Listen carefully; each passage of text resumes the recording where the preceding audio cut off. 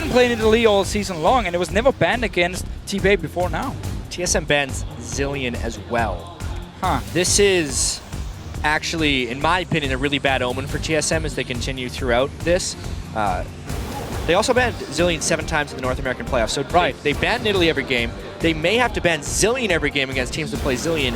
And if you put them on the red side, they'd also have to ban probably an Alistair, which means they give up a lot of stuff to teams when they're on the red side. That's not good for them in the long run. No, it could be Maokai they would give up every single time, and if you don't have a split pusher to play against it, suddenly it becomes very, very hard here. Syndra ban against Morning, he played it twice already, but I'm actually not been too impressed by his Syndra, so far at least. Me neither, and especially for Bjergsen, his Syndra is devastating. We knew Lee Sin was going to be a priority pick as well. They end up securing that, but at what cost? Yeah, so again, my Nuno jungle protect AD carry didn't work yet. I mean, Tristana is open, Lucian is open for bebe if you want to be on the side of TPA. Again, their Janna pick, which we have seen a few times from Jay. I feel like TSM, by first picking Lee Sin, we don't like to see it too often, but it's really showing that they want Amazing to be able to carry in the early game. Against Royal Club, his performance on Elise compared to Inseg on Rengar, that was miles apart. Right. I think it's also very heavily targeted at wins. Of course, you want to mentioned on the desk, it'll force him onto Kha'Zix where he looked a little lackluster. But honestly, I wonder about this pick ban phase from TSM in general. We got to talk about Lulu instead.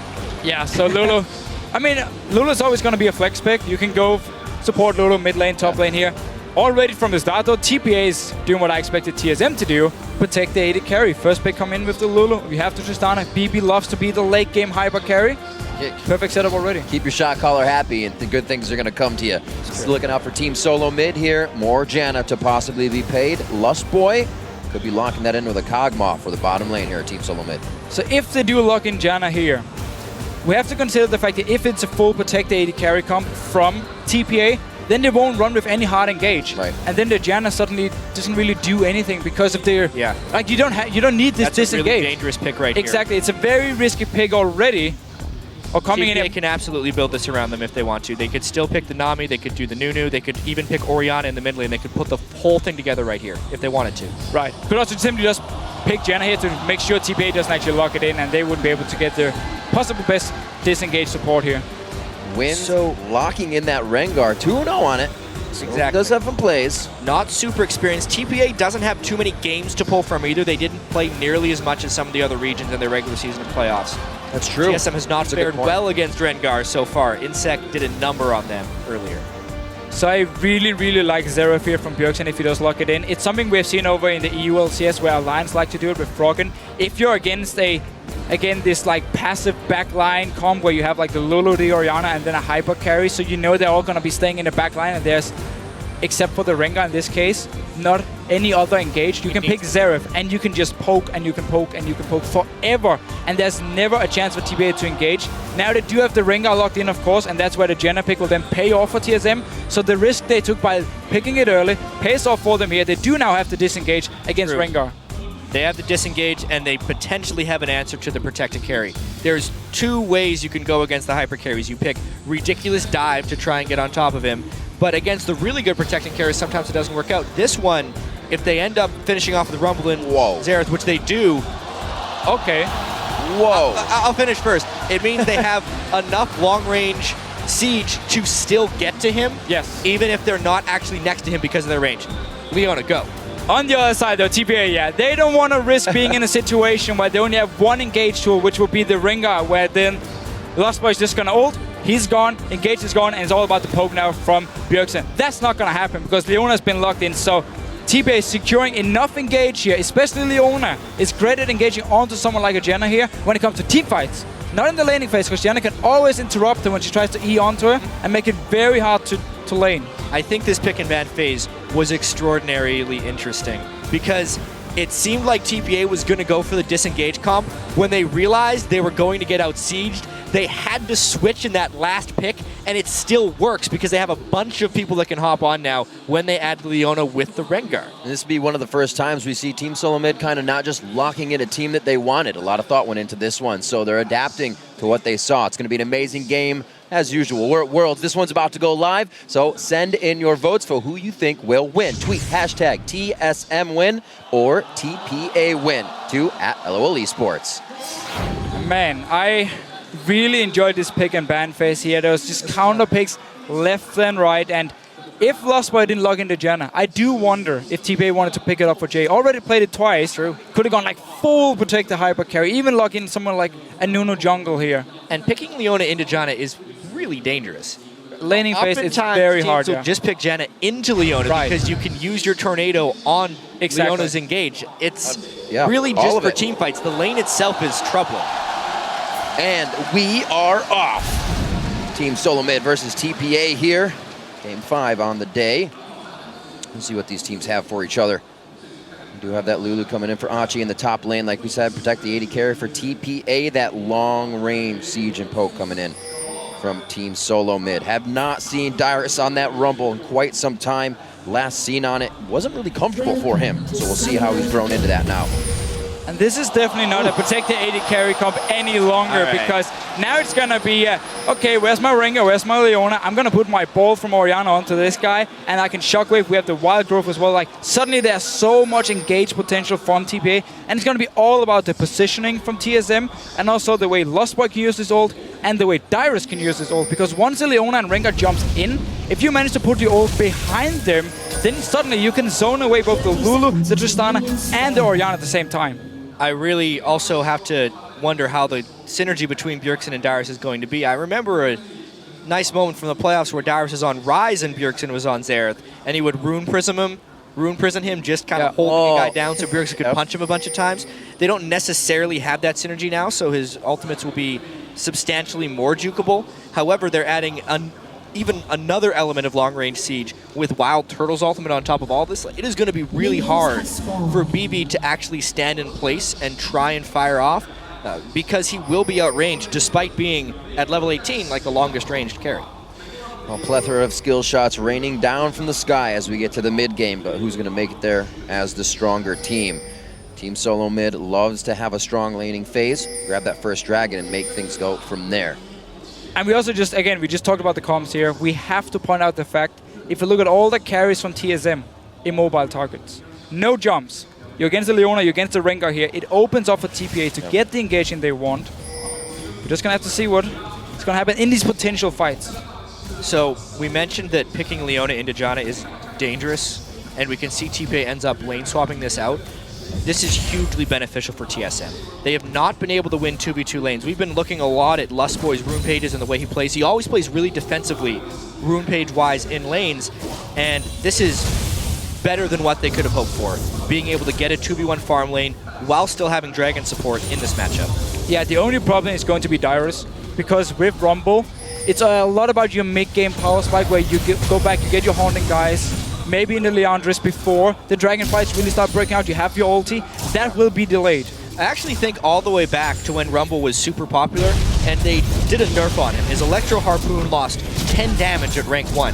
And what that actually did is it made it so he couldn't last hit the caster minions with it in between waves. So as far as if he were to sit in a 2v1 and let the waves hit the turret, he wouldn't be able to CS nearly as well. Rumble is actually weak in 1v2 lanes because of that change, which is why they're double jungling. Yeah, and also because the top lane is being frozen right now. So bebe up in his top lane. What you do on Tristana, of course, if you want to freeze the lane, you simply don't put any skills into your E. You just sit there, you don't want to have explosive shots, you don't want to push the lane by last hitting. And for now, 4 members from TPA in the top lane, TSM responding with 4 in the bottom lane. Yeah, TPA is no stranger to lane swaps. They actually had a really good answer to Starhorn Royal Club's fast push early on, and at this point, TSM has actually decided to push a little bit, but it's not exactly a fast push. I wonder how quickly they'll kill this turret and whether or not they're going to let bebe get as much farm as he wants, because that's the ultimate goal here for TPA, is to get bebe as farm as possible. Well, they're getting what they can out of the jungle, that's for sure. Trying to shut it down, but as we see the 2v1s, your jungle kind of becomes the top and other side of your opponent's jungle. So they're rightfully so in the spot. Oh, man. Bjergsen finding some love in the mid lane. A great hit on that, but they're not able to follow up with more slow.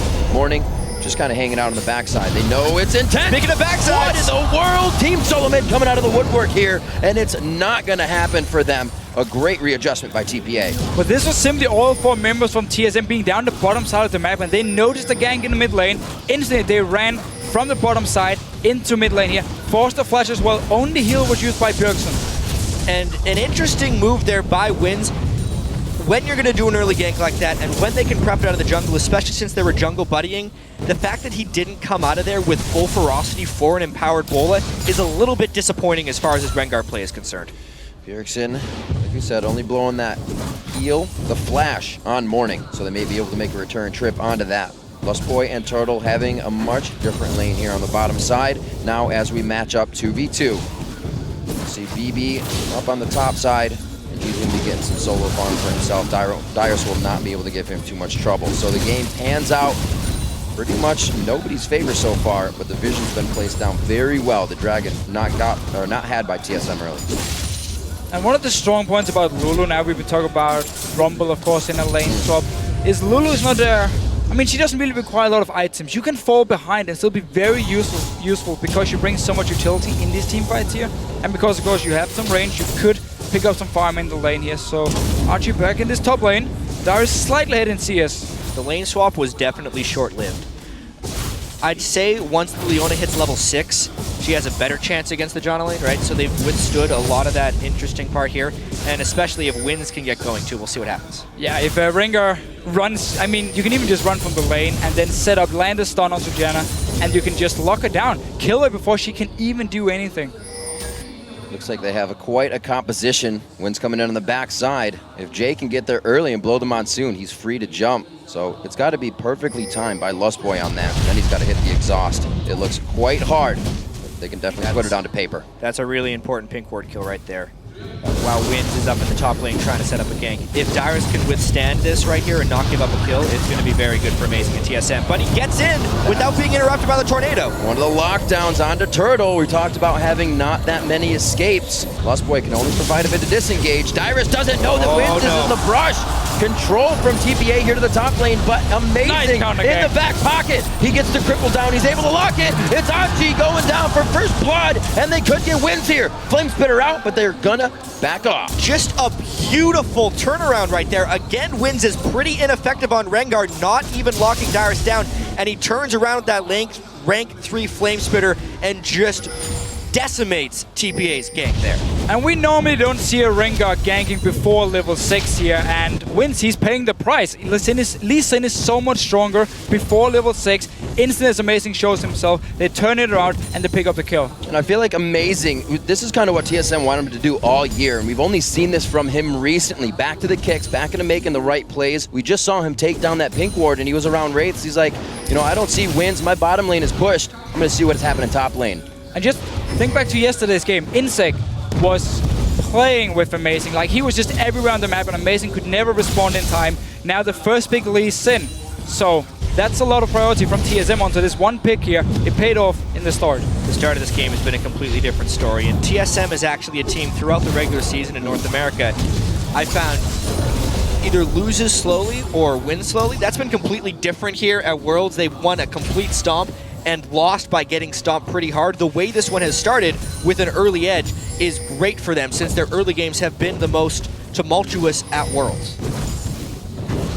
We'll see what kind of play they can continue. Every lane's kind of even going out through here. Amazing was the one to get that kill, really just giving Dyrus the haunting guys, and Achie's gonna go for double rings in that lane.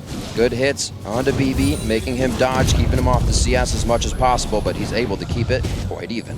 WildTurtle got his level 6 here, so it's gonna be so annoying for TPA down his bottom lane. As long as Lustboy is ready with the Hurricane, Jay won't be able to engage, and it's all about the long-range poke then coming in for WildTurtle onto bebe, trying to get him as low as possible, possibly set up a gank from Amazing, and then you can go for Dragon after. And talking about Amazing. Trying to make more moves. He's gonna go ahead and just prep this one out. Simple play here as he goes back towards the top side. Gonna try to get some deep warding in on the side of TPA. Amazing is.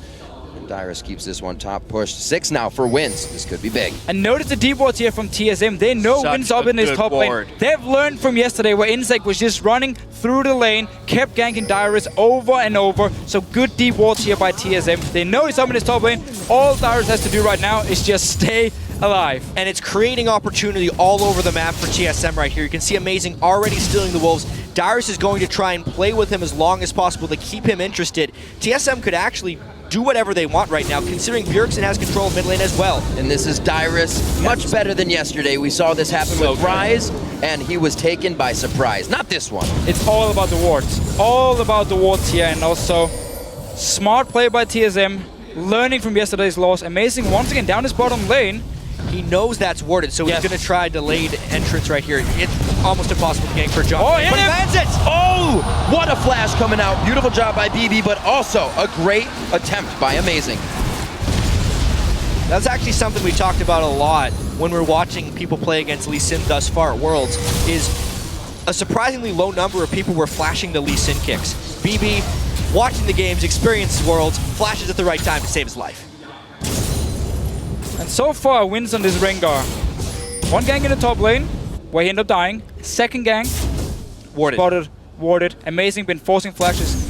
Got a kill as well here. So let's see what TSM wants to do. We're gonna see actually the same build for wins, as we saw Insect do, and also as we saw Clearlove do earlier, with the mobility boots as his first item. Yeah, it's good for mobility, but without his ultimate up right now, I'm not sure where he's gonna go. If I'm TSM right now, I try and force toward Dragon as quickly as possible. Having Rumble and Xerath in this Dragon fight against, what is it, a double Doran's Ring Lulu if you're comparing top laners, or even just jungle effectiveness, especially if Amazing can complete that Lizard Elder, which he will on his next back, would be a complete wash in TSM's favor. And also just remember, bebe on Tristana here is fairly weak in the mid game, which we're coming towards now. I mean, the problem for Tristana is, once you get like a pickaxe or BF sword, it doesn't benefit your abilities. I mean, it's all about your auto attacks here, so you don't benefit as much from these items. WildTurtle doesn't have a Trinity Force yet, and it seems like TPA is actually setting up for this Dragon themselves. That's a big value pin cord right there. TSM needs to be able to protect these. Over Amazing's taking his sweet time coming out of base, actually. And they've lost a little bit of control over Dragon here. They have the teleport threat up from top laners and a 2-level advantage in the top lane. So if they can get that level advantage to pay off in the Dragon fight, it's what they need. TPA actually wants to avoid that situation as much as possible. TSM not a team to really give up that first Dragon. You can see Amazing hovering down towards that bottom side. Teleports are up on both sides. Dyrus is going to be bringing a lot more damage to that fight if it happens. And we have seen before with TPA, they like to play some pink wards, but we also see them just leave them. They want to defend this one. Very scary for Amazing. Just gets himself out to a safeguard, almost stunned up. Morning keeps himself going strong on this one. They're trying to pull the team in for a little bit more, but it's all staved off by the bottom rotation here. Nobody can get in. Wins is trying to find Amazing. It's a matter of how far he runs away. Overall, though, that was just really lazy play by TSM more than anything. Not having your mid laners back up when the jungler is MIA and you know there's a pink ward there because their previous wards have been burned out is just begging for a counterattack. Great move there by TPA. Yeah, and while we were talking about TSM potentially setting up for the Dragon here with the Rumble, advantage teleporting in. suddenly Stopped TPA by will get Achie. it instantly. Stop. Let's see what's going to happen. Bjergsen's the only guy here. Animate's joining in. With the ultimate, wins very low. Bjergsen's going to find the ultimate kill. Well, Turn around in the top lane. The polymorph was down. Dyrus was able to go full damage even after the wild growth was used through Achie. And what a double play kill in the bottom lane as well. Lustboy, what? Oh my god. Still going on the morning. He gets the sombrero to work on Amazing, but it's one quick shot from Bjergsen. They are really heating things up. Challenge to production, we need about 3 replays right there because TSM did absolutely everything at once. Top lane, mid lane, bottom lane, Dragon, everything won. Now it's 6-0 and a 5,000 goal lead in an instant. Absolutely amazing. And I was just going to say amazing. We saw him go back as soon as everybody gets back onto the Rift. They just take down TPA across the map. Great wards come in still, so they know exactly where Wins is. He is not having a fun time. And what we just saw the Dragon here is actually a thing a lot of teams seem to forget, because we see these early Dragons where people are dancing around the aggro and you don't actually take them. Let's just see the replay. We're going to try and recreate what happened here. So obviously he teleported, or he flashed to stop the teleport, but that just made him walk into the level advantage. That was Dyrus. Great so equalizer. Dyrus pulled it off. Now we get the bottom lane. Deficio take this one. Well, there's not a lot to say, actually. The fight is already over here. Lustboy, I just saw it on my own screen before here. He managed to actually flash behind bebe and ult him backwards, and then we got all the damage in from WildTurtle. And mid lane, of course, amazing, just going straight for Morning. It was a good effort by Morning, but he actually shockwaved too early, so he didn't trap Amazing in turret aggro, and it set up an easy kill. Like, across the board, it was just mechanical outplays by TSM, but it happened all at once. And what seems to always happen in these big moment TSM games is they're close, and immediately have a 5,000 or 6,000 gold lead. And again, we talked about this mid-game being in favor of TSM. We just saw it in every single lane. They were so strong. Dyrus, as soon as he saw an opening, he would go for the kill. Down bottom lane as well, the 2v2 fight. We keep talking about how Lustboy and WildTurtle have been poor. Amazing though, you're in trouble. That's going to be a problem. Dyrus getting himself into a sticky situation. Wins just got up. Will he go down? He gets the shield and he will stay alive. Dyrus throws down the scrap shield and he gets the movement speed necessary. A quick dodge on the Zenith Blade. He's trying to get away, but the sun way too hot as Jay helps to pick up that kill. Suddenly TPA's not back in the game yet, but they're definitely not done. Well, they moved their entire team down, and with that came strength. But TSM still has this split push going. WildTurtle does have a Trinity Force completed to pretty much just a pickaxe of bebe. It's a nice start on the way back, but looking up at that scoreboard, there's still a while to climb. See what they can continue to do after this. Watching Amazing and wins throughout this game. Definitely some people, or the players we have to keep our eyes on as they are making things happen. See where they go from this. Lustboy and Turtle trying to set up a bushwhack in the bottom lane, but it looks like they're only going to get farm out of it. Things starting to slow down now a little. Bjergsen's Xerath is so good. Whenever he played it in the North American playoffs, he would absolutely destroy people with it. And TSM at the moment here, going in towards this mid lane, they were actually pushing all the lanes at once, but then I mean, it is a bit risky, especially against the Rengar and a Leona who can roam around to set up these picks. So TSM for now, grouping up. They know they are a lot stronger here against 24 to WildTurtle. No Infinity Edge yet for bebe. He's gonna need it before he can start doing some proper damage. So TSM using the Xerath to start sieging. This is going to be so huge for TSM as well, because we look at the greater context of the group. This is effectively the halfway point. Everyone will have played each other once. At this point, it's Starheart at the top, SK at the bottom, and TSM and TPA are tied. If they win this game, they're putting themselves in pole position for making it out of this group. Both teams 1-1 right now, really looking to get that too. It's going to be difficult. TPA will not give up that easy either. So down this bottom lane, bebe is actually getting to push it all alone because all the deep wards in the jungle of TPA we just saw before here actually meant that WildTurtle spotted Winds coming, so he just had to back away from the tower. Otherwise, TPA was setting up for dive, and if they managed to kill WildTurtle, they might have been able to push 2 towers here. So very good deep wards, and all these pink wards in the jungle, they need to be cleared by TPA. Yeah, they better get to that, because if they don't, TSM will make it back to that spot and be able to set up aggressive plays with that. Teams need to move their pink wards with their levels of aggression. If we actually flip the tables over to TPA, that's one of the big reasons they've had trouble closing games, is they don't necessarily move their wards with them in offensive positions. TSM only has offensive wards right now, which is one of the big reasons that push came in so easily from TPA. And we see Winds walking by all of these pink wards. They have been there for so long. These things have paid for themselves over and over again here, and they still haven't even been cleared. Finally, they found one of them. There's still 2 more left. I mean, they have full vision of Winds for the last 2 minutes. They saw the gang down his bottom lane. There we go. No. Really? That sucks. I mean, fair enough. He's once again going down to his bottom lane in WildTurtle. He saw him move down. Oh my god. Okay, come on. What is he looking at? I think we're getting trolled now. Nope. He's looking for more. Also looking at bebe. He's so focused on the rest of the map right now, it must be. Yeah, possibly. I mean, we do see this sometimes. I remember when the whole ping ward thing came out and people were just always looking elsewhere and never spotting the small bushes. So there are spots in some brushes where if it goes through a piece of terrain, since wards see in straight lines, that you can't end up seeing the ward when you walk by. The fact that the rest of his team didn't mention that either is very weird. peculiar to me. Oh, got that warning symbol. They want Amazing, the playmaker right now, really helping out the team. Dyrus could throw down a red carpet. It's right across them. Jay gets locked up pretty hard, but the damage really is not following through just yet. bebe hops over the wall looking for a reset to get back to safety, or with help from the rest of the team, they are backing off. A lot of ultimates are still up if the fight continues. But risky and a little bit sloppy play by TSM here. They had the time on the Dragon, they were staying around, but WildTurtle, he was still stuck in the bottom lane. He didn't move in time. bebe was still alive here, but WildTurtle, he was just sitting and farming the bottom lane. Opened up for TPA to get the engage and actually trade 1-for-1. They should still lose the Dragon, however. Yeah, they got the pink ward control at least at the blue buff. That's one thing. It makes it even more surprising that they got ambushed a little bit right there. Amazing. In exactly the same spot that he nearly died last time, ends up getting caught. I think Morning got that one actually on Orianna. Yes, he did. Very nicely done. Dragon is still alive. This could be a definite contest here. They don't have the ultimate though. So it's no ulti and Lustboy here. The main disengage for TSM, and this ward is still alive. And Amazing tried to get behind Morning here, couldn't actually do it, and therefore ended up just wasting his ulti. The ult is gone. Amazing, consistently trying to make plays, helping out the team quite a bit. Looks like everybody's gonna back off for now. Dragon still alive, 20 minutes into this one, still the 5,000 gold lead from TSM, but TPA is giving them something to think about here as we approach these objectives. Yeah, this one is still in TSM's favor, but you can tell they're a little bit gun-shy.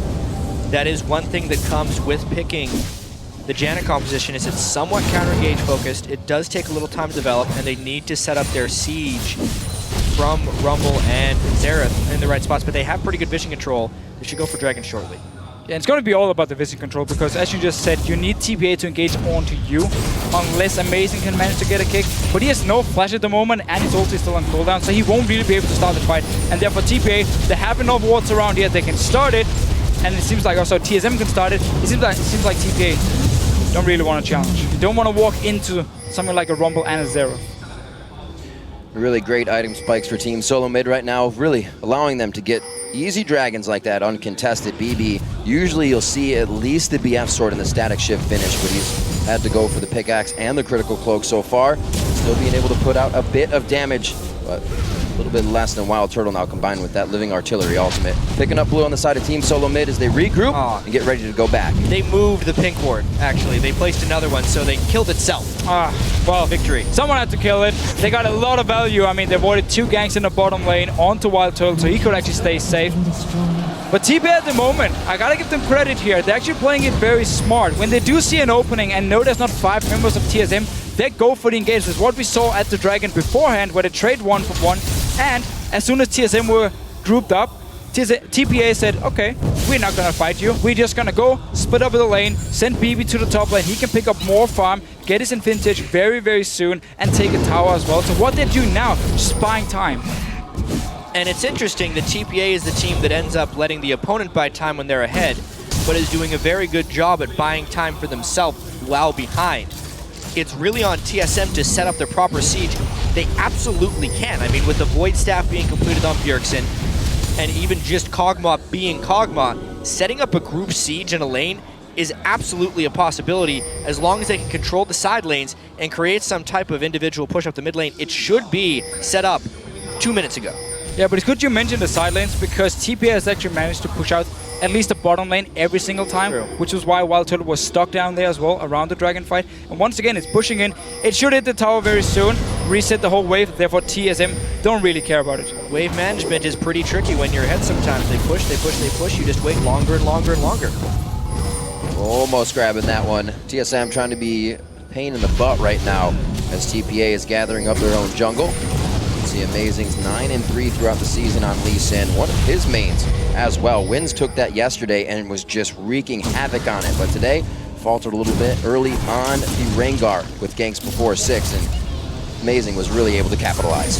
They finally set up this 5-man siege that they've been trying to get because the waves are mostly managed. Yeah, look down this bottom lane. It's gonna push in favor of TSM, so they can stay here now, keep TPA in the mid lane, and once the bottom lane wave pushes all the way up to the tower, then it opens up for TSM to move from the mid lane to the bottom lane, catch the wave here. That's actually also why it wins right now, at least moving down towards the bottom side. or maybe he wants to flank around. I think he's trying to flank for a Rengar Orianna ultimate. This is actually very good for delaying games. Teams are afraid to push up. But there's a pink ward here. Look at the pink ward from TSM. Great pink ward positioning by TSM. If he does try and go in, it would probably backfire. Doesn't mean he's not going to try, though. It's got to be a thought on their mind. There's one missing from in front of us, and you can see him on the outside, kind of playing a walk and back game to see if he can draw attention. Team Solomid, they feel like they know where he is, and they're going to stay safe in the mid lane. Things towards the top. They say bebe by himself, so we could possibly keep pushing this. TSM should just go bottom lane here, push in the mid lane, and start moving down towards this bottom lane. You already have a pink ward, so you know, okay, we're not going to face check anyone right now, and they've seen both bebe in the top lane, they see Morning in the mid lane, they're moving down towards the bottom lane now, they have a big wave being built up, and they can just push it straight to the tower. It's just about setting up the siege. That's really all TSM is trying to do right here, and they're doing a good job. They finally got wave management. TPA knows this is coming, so they're trying to set up the pick. There's the Whimsy onto Rengar. Wind popped his ulti. That was the ulti as well. Did not even land hesitant. Didn't even land the ball. It's so hard to engage on this TSM team. They're staying so far back. Plus, if they don't engage perfectly, Lustboy will reset the fight. Imagine if they ran down that too with Equalizer. That would have been a bad idea. They did manage, however, to actually buy some time for bebe to clear the wave here, so we're not going to see the big minion wave push into the tower, and TSM just have to deal with the next minions arriving here. Dead. But they're always going to get so much damage, and TPA at the moment, they're too far behind to actually engage onto TSM, so they just have to give up the towers. It could be a potential threat of having that AD carry shot caller. He's off pushing another lane. The rest of the team can't set up a play at that point. bebe is doing his best to become farm, but he's not at a threatening enough point they can hold yet, and the gold lead is just continuing to grow to Fischio. Right, and while TPA wants now to go late game because they don't really have a choice, you're falling too far behind. If you look at the comps here, TSM has great late game scaling themselves, so it's not even because TSM have to worry about like a ticking time bomb on the side of TPA. Yes, okay, you do have the Tristana for late game, but that's going to be your main damage source. And on the other side of TSM, you have a hyper carry yourself, and also you have Xerath in the mid lane, so good in late game. Could this have worked out differently for Jay if, obviously, TPA got ahead early? Because right now, he can't even get close enough to engage. Yeah, Leona is, in a sense, one of those champions that's fantastic when you're ahead, but very difficult to play while behind. I mean, they did the lane swap. TSM ended up having that miraculous set of plays in the mid game, and since then, he hasn't really been able to do much. Yeah, not only Leona needs to be ahead, Rengar himself. I mean, if you want to go for these risky engage, look at the build from Winds here. It's full damage. If he jumps in and the rest of the team is not able to follow, he dies instantly. And his Rengar play, it's not been looking very good this game. It's been rather lackluster. I mean, but most of that was because of TSM's vision control. There was the one, of course, he ganked a little bit too much early game, for one. Unsuccessfully. Yes. And then his ultimates were just burned onto wards. Who expects to have that deep ward that TSM had in the top lane early on in the game? Not him, for sure. Definitely not him, well, indeed. It was he's had some bad luck with wards this game as well. Yeah. Walking over that pink ward about it's actually back 5 million times. Oh, dear. Round 2, maybe. I don't think so. They're just so far behind at this point, they're having to concede objectives. Wards 2.0. So again, TSM grabbing the dragon. That's going to be all 3 of the game, and they love that because it puts them in such a position to continue pushing their advantages. Look at the minimap here. On the side of TPA, we keep talking about how they do place a lot of wards. They don't always seem to place him in the right place. Now they have a lot of wards in their own jungle towards the Baron, which is a great thing because TSM's next move, they don't really need the Baron here. They can keep sieging because they keep taking down these towers here. But their next move could be the Baron, and it simply means you go in and you clear every single ward in the jungle. You place your own and you just spot TPA moving in towards you. Because there's already so many wards placed by TPA, they make sure TSM can't do it, at least not right now. We'll see what TPA can formulate as they come out. They do get that pink ward cleared that was on the blue buff. You see Locket of the Iron Solarion, amazing. He actually gets that Sightstone in as well. So the wards to be pushed forward even more for Team Solomid. You can see bebe finding one right now as they're just trying to stop this snowball that Team Solomid has put together. 7,000 gold lead, and they're dropping turrets like flies. Looks like just focus on mid lane now.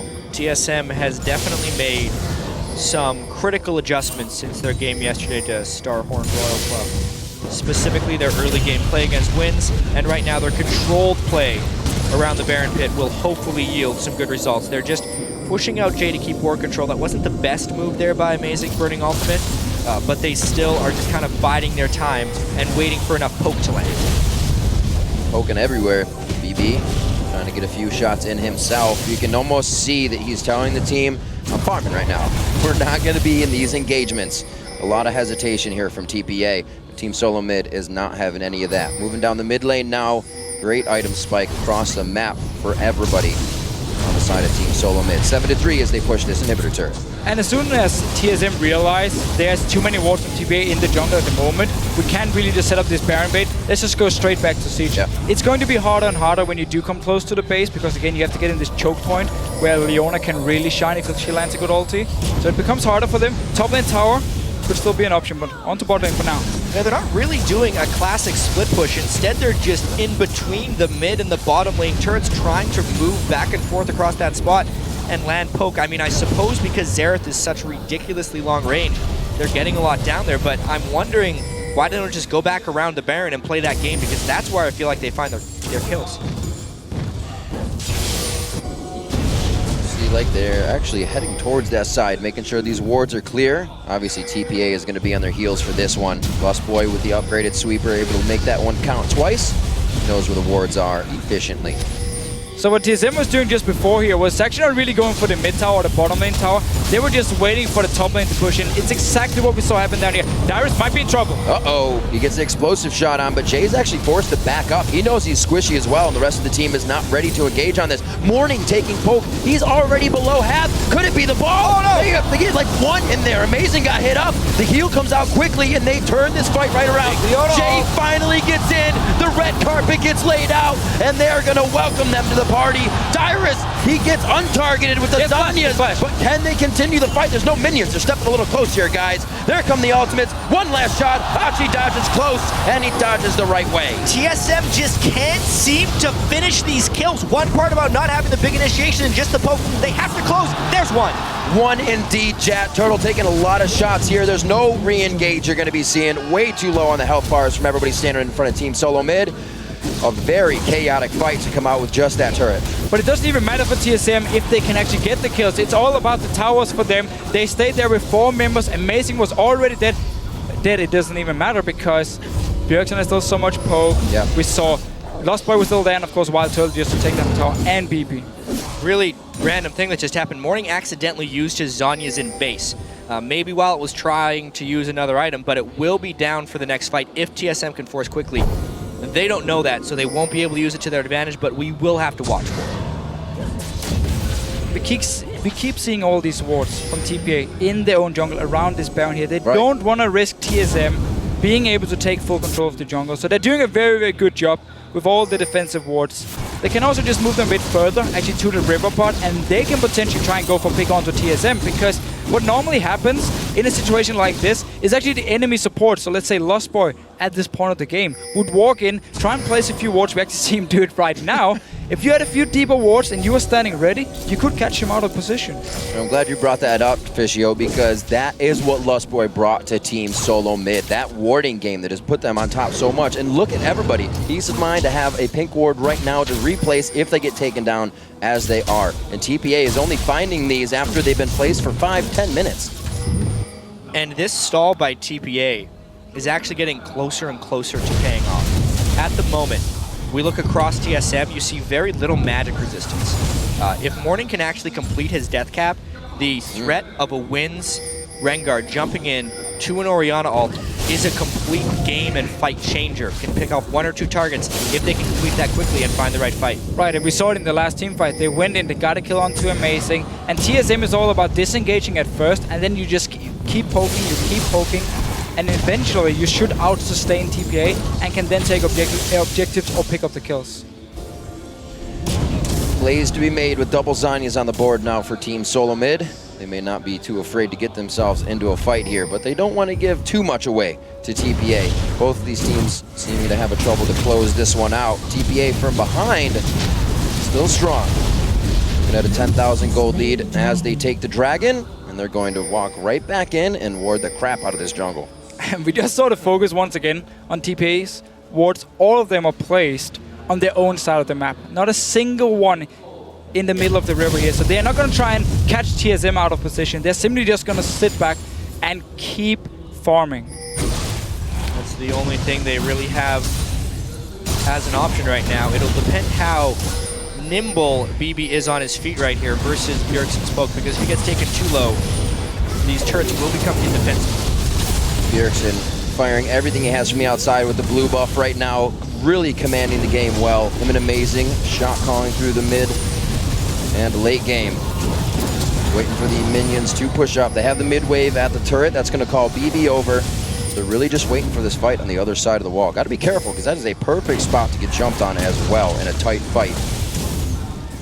We didn't really talk about support items yet, but Lustboy with the Mikhails here is basically the hard counter to Leona, and it's such a good pickup because it means whoever Jace tries to engage on, instant Mikhails, the target can now flash away or just move away, and suddenly the main engage for TPA, if you ignore the Rengar here, which can be knocked back by Lustboy and his ulti, is gone. One of the big reasons we've seen the low kill score is just because TSM has built that siege-type team, and because in picks and bans, TPA was building towards that the very last second. So even though they have the Leona, it's not exactly like they have a good siege-breaking team. They're going to try right here, though. Wins in a pink ward. That gets they throw out the Howling Gale. He gets shut down immediately. Last time he's going to be doing that. Nice shots coming in. WildTurtle almost able to finish that off with the ults as well from Bjergsen, and they stand on the front step ready to pepper that inhibitor turret. And notice the ping ward here. It's actually just outside the screen right now, but it's where Lustboy is placed. There was a ping ward, so they actually saw Win started. We're just going to see it right on the Lustboy here. So they saw him, knocked him up, and instantly just killed him. Very surprised that Achie didn't even use his Lulu ultimate right there, but as you can see, it is now indefensible. That's exactly what TSM needs. Good vision control. That's been Win's arch nemesis this game, has been those wards, and it takes him down yet again. Costs TPA an inhibitor. Diego's low as well. How long would they have been standing there if Wins did not push himself into that fight? They had a good thing going, and finally TSM grab a little bit more off quite a long push here. Now from about 28 minutes to 35.5, they finally take down an inhibitor on the side of TPA. They have a little bit to think about now. It's a great one for TSM to have with super minions pouring in. Yeah, there's a teleport on Achie, but that's a fight for Baron that TSM can start in their favor. They do still have the same two defensive ping wards from TSM here, which TPA can now actually go in and play. So finally, they actually move into the river here, play some of their own wards. And now they realize our base is open, there's going to be super minions spawning in, and we can't just sit back and defend any longer. Now we need to move out, and we have to get a pick. And it's because TPA is absolutely against the clock. Achie can push right there now. As soon as TSM makes a move, they can force the teleport, and then it'll be maybe 30 or 45 seconds every time they go for that one. TSM definitely in position to force. It's going to be about pink wards. Luckily for TPA, TSM doesn't have the greatest of initiations, so it's still going to take some creativeness by TSM to make that happen. And just look at the items. You just mentioned the pink wards.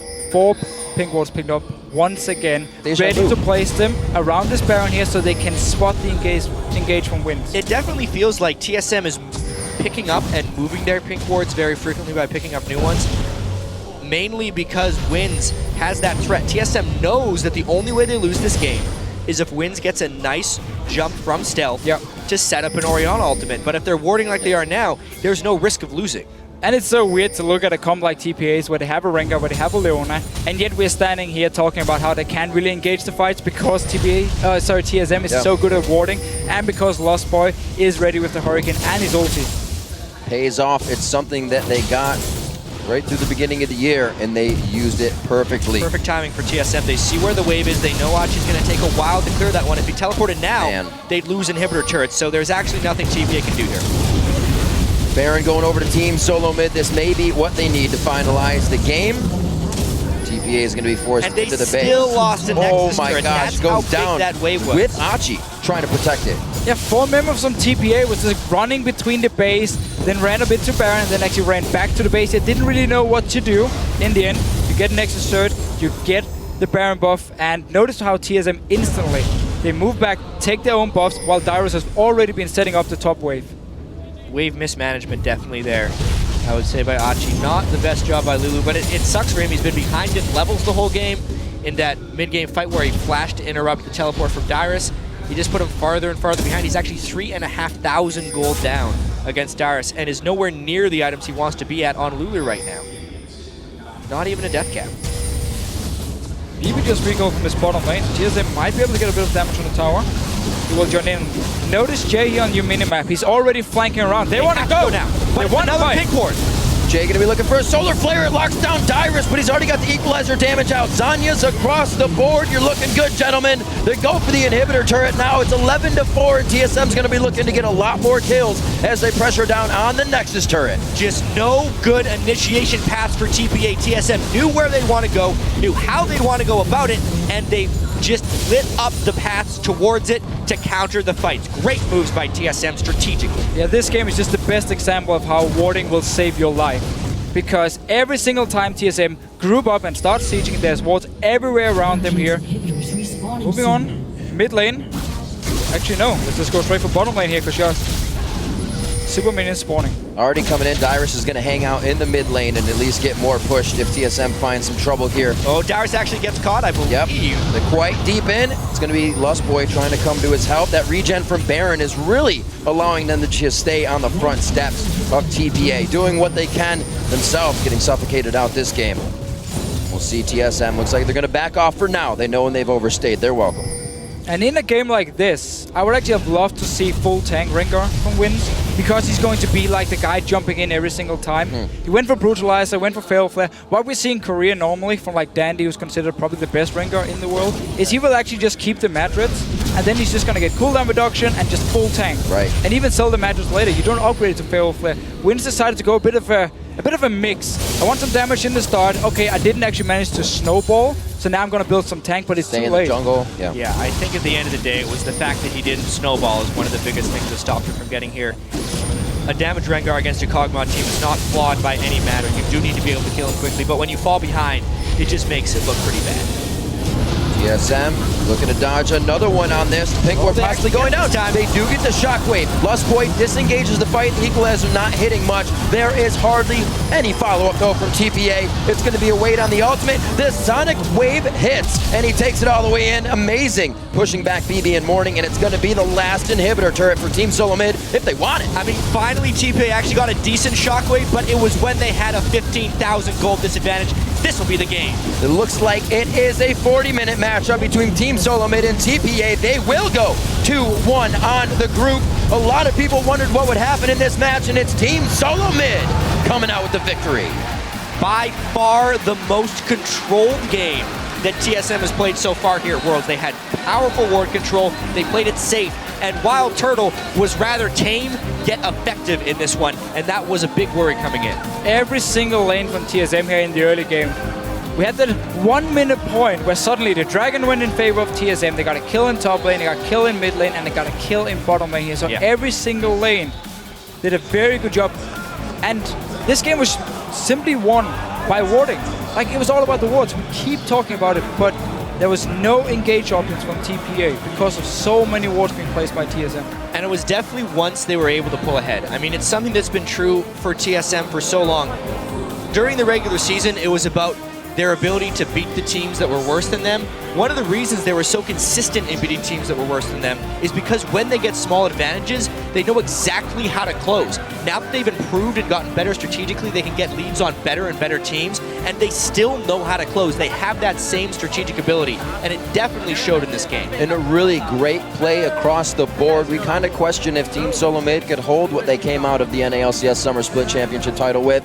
Could Dyrus still put the pressure on? Got a solo kill in his lane. Could Amazing still put pressure on? Get some Lee Sin kicks in, and if he's not on Lee Sin, still create pressure.